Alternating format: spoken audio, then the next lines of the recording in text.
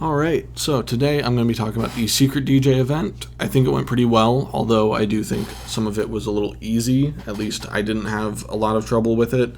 So I think to make things a little more interesting next time, we could also hide who submitted the albums. That way you have to guess who put it in and who was it intended for. But overall, I liked it. I liked all the albums that were submitted, and I think everyone did a pretty good job choosing an album for, their recipient. That being said, let's start making our way through it. We had Panda Bear Meets the Grim Reaper by Panda Bear, courtesy of Brendan. And right off the bat, I could tell pretty well that this was for Nick. It wasn't extremely wet, but it was still pretty wet. And just the general vibe and overall feeling of it, it's low-key, chill. I wouldn't say relaxing, but, you can just kind of have it on in the background and you will relax to it.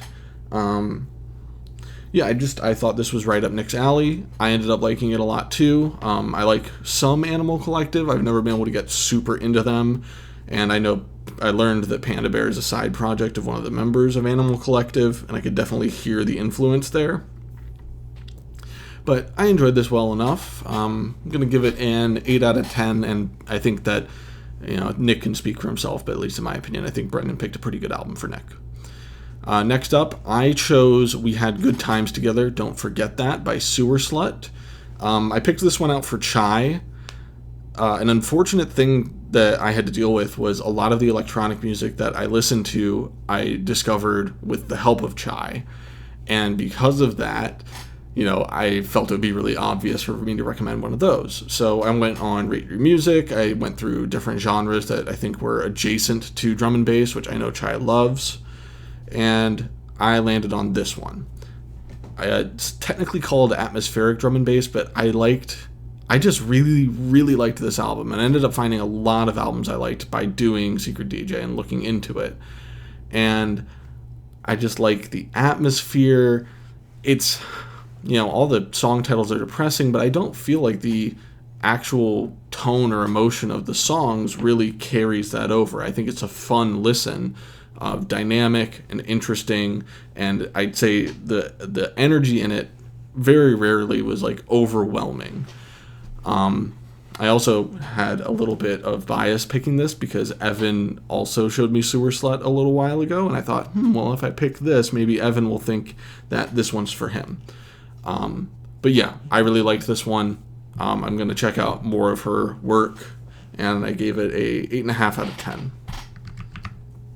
Next up, we got Hospice by the Antlers, submitted by Dom, and this one for sure was submitted for me. It's sad indie concept album, and I loved it. I loved it so much. The analogy that the singer's using to compare an abusive relationship to caring for a hospice patient, I thought was really smart and really well done. The music in it itself is great. It's beautiful, and it really carries all the emotion. So did the lyrics. The lyrics are so well written. And for me personally, I had a relationship that, while I wouldn't necessarily characterize it as abusive, there were definitely elements that I could relate to in this album. Having to take care of someone and feeling, not only myself feeling resentment, but feeling resented by the other person. And, just the process of, I guess, falling deeper into that, and then, the eventual release. A very personal part of this album is that early on in my relationship with Allie, when I was telling her about my previous relationship, I was telling her the things that, happened, and she told me, don't ever let anyone tell you deserve that. And when I heard those lyrics in the song Wake, I just started crying.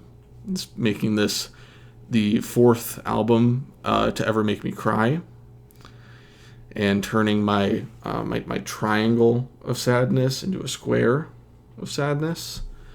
But yeah, it's incredible, and for all those reasons, I'm giving this a 10. Dom, you did a fantastic job.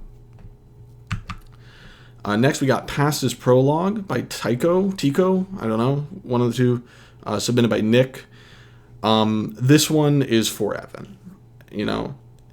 It's not, I don't know if Taiko, or I'm going to say Taiko. I don't know if Taiko is Japanese, but the aesthetics of his music are very Japanese. At least, that's how I feel about them.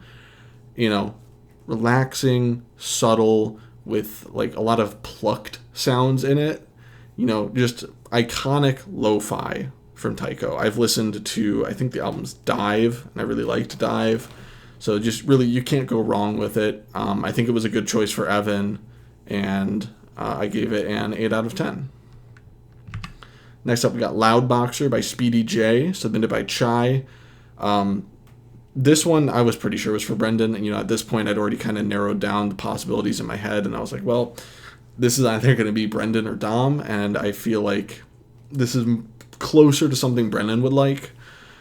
And I liked it. I think the core elements of it were nice, and I understand that it was trying to be a bit more minimalistic, but that first half of the album was just a little too, not quite enough for me, I guess is how I'd say it.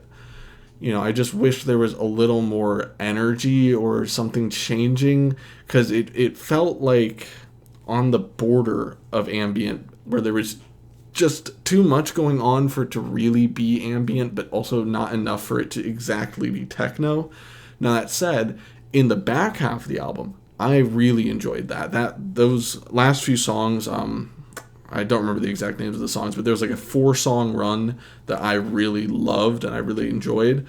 But as an entire album, it just kind of felt a bit off kilter, unbalanced. But, pretty good. I'm going to give it a 7.5 out of 10. And I hope Brendan liked this. And lastly, we got Eureka by Kinokote Ikoku from Evan. No offense, of course. I think I ended up thinking this one was for Dom, which it was. And I can see that. It's still that Japanese shoegaze that you got going on, but I feel like the female vocalist was there. The percussion was a little bit thick, which is something I know Dom likes, and so I think this was a pretty good pick from Evan.